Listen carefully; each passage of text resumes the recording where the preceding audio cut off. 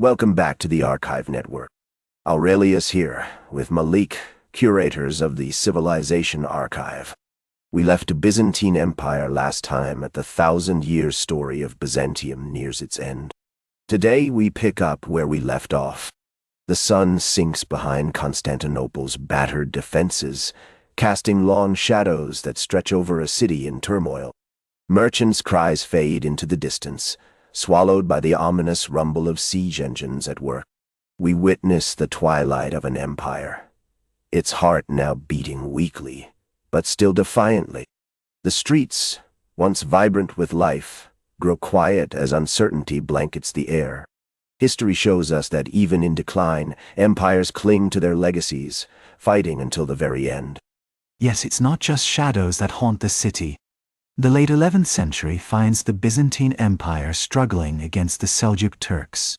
Losses like Mansikert in 1071 don't just dent military pride, they really tear at the heart of society.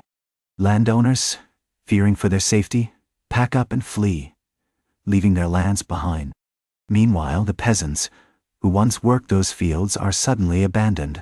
They're left to fend for themselves, facing hunger and uncertainty with no one to turn to. Panic grips the countryside. Estates lie abandoned, once thriving homes now left to decay. The fields, once vibrant with crops, grow wild and untamed.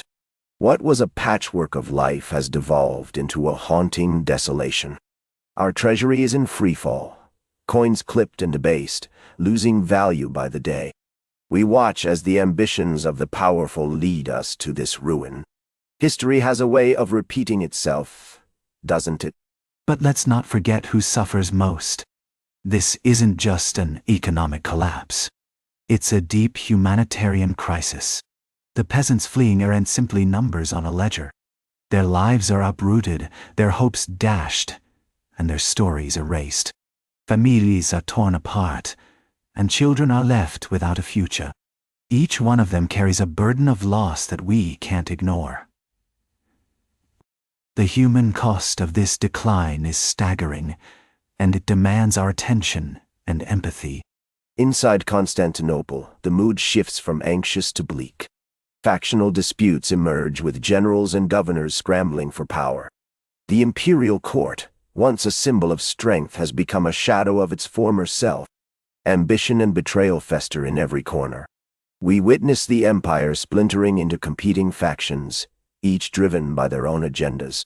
What was once a unified front is now a chaotic struggle for dominance, leaving the people to wonder what comes next in this relentless cycle. Those disputes reflect a deeper malaise, a sadness that's hard to ignore. Look at the abandoned villages in Anatolia. They tell a story of neglect and loss. Nature reclaims what's left behind, and the silence speaks volumes.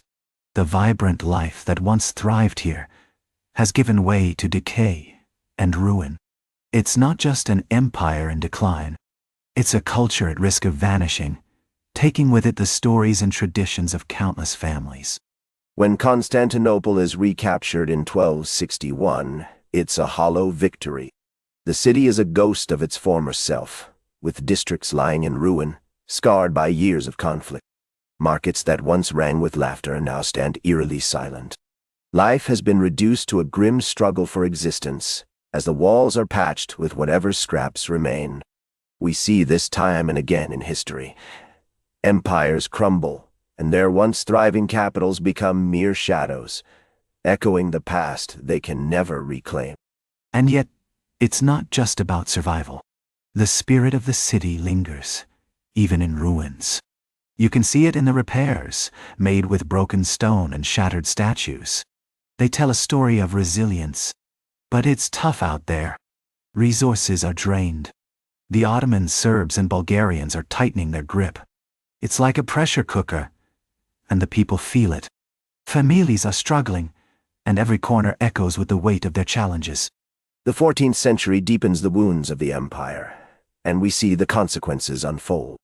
Civil wars erupt fiercely as rival emperors scramble to hire mercenaries, each determined to seize power. Factions carve out their own territories, leaving chaos in their wake. The sounds of battle echo through the night, drowning out the remnants of culture and prosperity we once knew. In this turmoil, what was once a thriving civilization is reduced to a shadow of its former self. But it's not just the political landscape that has shifted. Famine and plague are tearing through the population, leaving families shattered. The skeletal remains found in the ruins tell a heart-wrenching tale of suffering that no one should have to endure. People are dying not just from wars or conflicts, but from hunger and disease that creep through the streets. The city's legacy is one of survival, showcasing the resilience of its people against insurmountable odds, even as they face unimaginable loss every day. Yet culture flickers on in the shadows, refusing to be snuffed out. Artists keep painting their icons, capturing the essence of an empire that's fading. Scholars tirelessly copy ancient texts, clutching at the threads of knowledge as the world around them crumbles. The empire's legacy isn't merely in ruins. It lives on in the hearts and minds of those who remember. They hold the fragments close, knowing that memory itself can be a powerful act of defiance. But as we know, history doesn't always show mercy. The Ottomans sweep in, conquering Anatolia and the Balkans, pushing deeper into lands once held dear. By the mid-15th century, Constantinople finds itself surrounded, and the once mighty Theodosian walls, which had stood for centuries, now look battered and undermanned. The people inside, desperate and scared, watch as their city's isolation becomes its greatest threat, leaving them to wonder if they'll see another sunrise. The final siege in 1453 is marked by thunder and desperation. As the defenders make their last stand, you can feel the weight of history pressing down on them. The walls are breached, and the city falls amidst chaos and cries. What echoes now are whispers of a 1,000-year legacy, a testament to resilience and ambition. We're left to ponder what will come next. History is a relentless tide, and the story is far from over. That's where we leave it this time. Byzantine Empire continues. The story isn't finished yet. Find the full series on the Civilization Archive, part of the Archive Network. We'll be back with the next chapter.